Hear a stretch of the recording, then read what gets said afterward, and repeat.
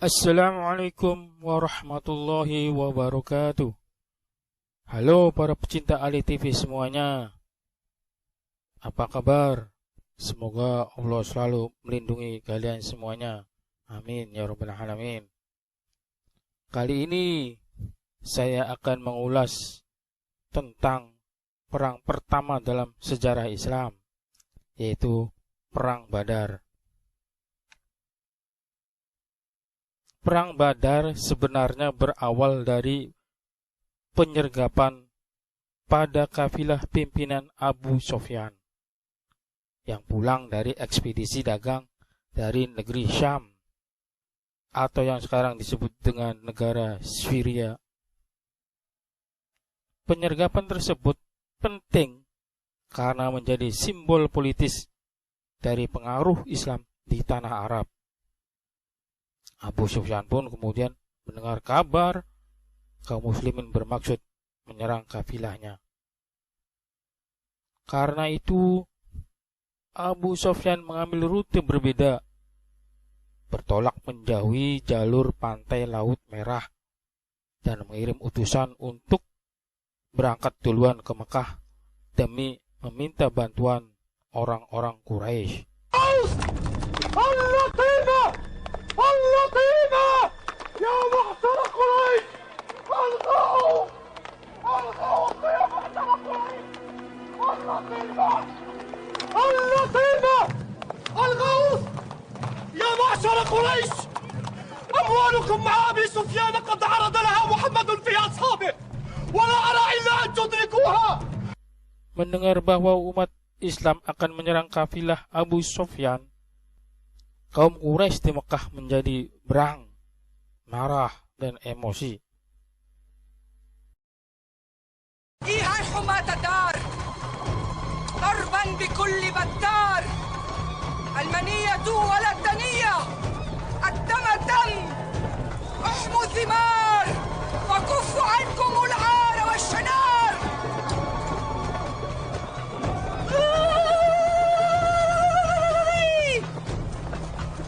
Sebelum meneruskan alur ceritanya, jangan lupa channel ini di subscribe, like, komen, sharing, dan pencet tombol loncengnya. Rencana penyergapan oleh pasukan muslim di Madinah dinilai menodai kehormatan kaum Quraisy. Maka daripada itu, kabilah-kabilah yang ada di Mekah segera memasok bala tentara dengan jumlah total 1.000 orang guna menghadapi pasukan Islam yang jumlahnya jauh lebih sedikit. Di antara pasukan Quraisy itu bahkan terdapat kerabat Rasulullah SAW dari kabilah Bani Hashim seperti paman Nabi, yaitu Abbas bin Abdul Muthalib, Hakim, yaitu sepupu dari Siti Khadijah, dan sebagainya. Pertempuran besar dalam Perang Badar sebenarnya di luar perkiraan umat Islam. Sejak awal, Nabi Muhammad SAW merencanakan pengerahan pasukan muslim buat penyergapan biasa, bukan demi perang besar. Karena itulah pasukan Islam saat itu tidak banyak, hanya 313 orang. Tampak sekali perbedaan kekuatan antara tentara Quraisy dan pasukan muslim. 1.000 berbanding 313.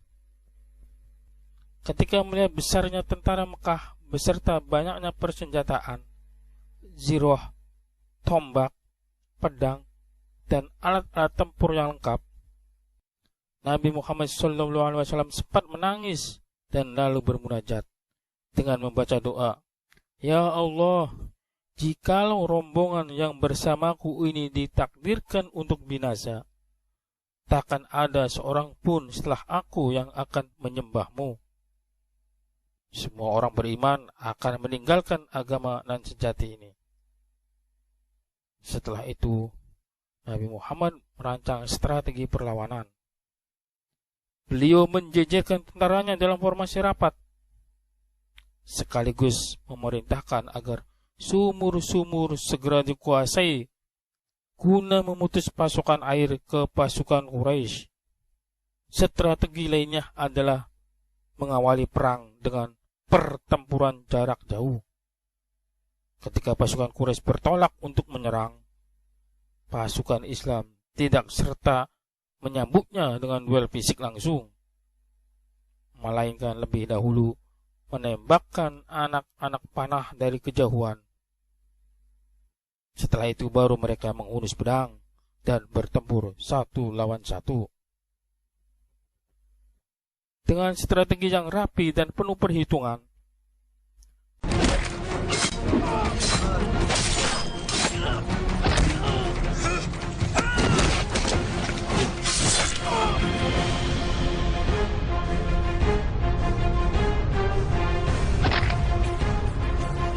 setelah tengah hari, 50 pemimpin suku Quraisy tewas, termasuk Abu Jahal. Sementara sisanya banyak yang kabur. Di sisi lain, korban dari kubu pasukan muslim hanya 14 orang yang syahid. Di akhir perang Badar, selain berhasil memukul mundur 1000 tentara dari Quraisy, pasukan muslim pun mengambil rampasan 600 persenjataan lengkap, 700 unta, 300 kuda, serta perniagaan kafilah Abu Sufyan. Pertempuran Badar diriwayatkan tidak berlangsung lama. Diperkirakan hanya butuh waktu sekitar 2 jam bagi pasukan muslim untuk memporak-porandakan pertahanan bala tentara Quraisy dan memanfaatkan kekacauan tersebut untuk memenangkan perang. Inilah perlawanan pertama kaum muslimin terhadap kaum Quraisy, yang sejatinya adalah saudara mereka sendiri. Setelah sebelumnya kaum muslimin tidak pernah membalas setiap tindakan kekerasan dan penyiksaan yang mereka terima dari kaum Quraisy waktu di Mekah. Saat bertempur dengan kaum kafir Quraisy di perang ini, pasukan Islam sedang berpuasa. Kondisi lapar dan haus tidak menahan para sahabat untuk berperang, menegakkan panji Islam di awal masa kenabian Rasulullah tersebut. Perang Badar terjadi pada tanggal 13 Maret tahun 624 Masehi atau hari ke-17 Ramadan tahun 2 Hijriah. Jadi perang Badar berlangsung tepat pada tanggal 17 Ramadan. Dan perang Badar juga terjadi pada tahun pertama umat Islam diwajibkan puasa pada bulan Ramadan.